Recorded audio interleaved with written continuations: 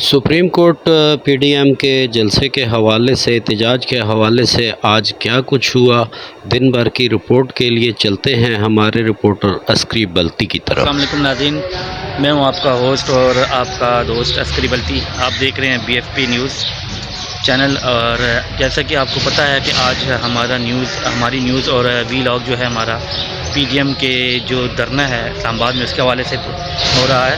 और इस टाइम आपको जो मौजूदा सूरत हाल है इस्लामाबाद सुप्रीम कोर्ट की रेड जोन की, उसके मुतालिक आपको कुछ आगाह करूँगा कि इस टाइम मौलाना फजल मान साहब का जो कंटेनर है और पीडीएम का जो कंटेनर है वो इस टाइम सुप्रीम कोर्ट के सामने आ चुका है। और सुनने में ये आ रहा है कि ज़ोहर के बाद मौलाना फजल मान साहब अपने जो इनके साथ आए हुए लोग हैं, शुरका हैं, उनके साथ खिताब भी करेंगे, पीडीएम भी इसमें उनके साथ होगी।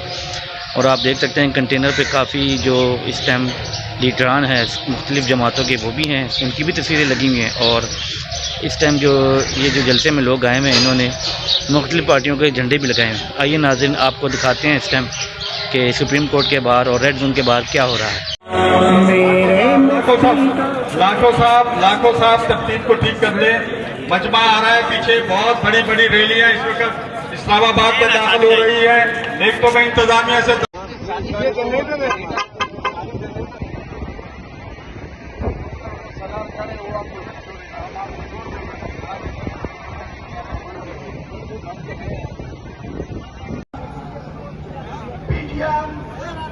जब तक इस फैसले को मनवा कर नहीं जाएगी कि ये जो स्टैंडर्ड फैसले हो रहे हैं इनको खत्म किया जाए।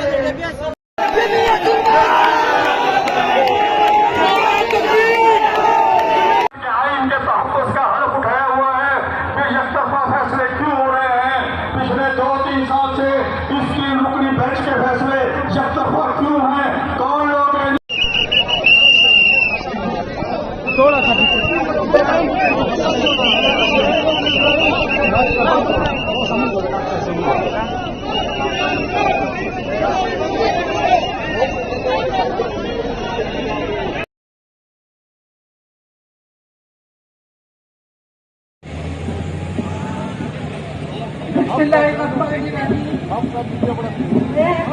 कारकुन की हैसियत से यहाँ पर पीडीएम के तमाम शुरा को और खसूसन मौलाना फजल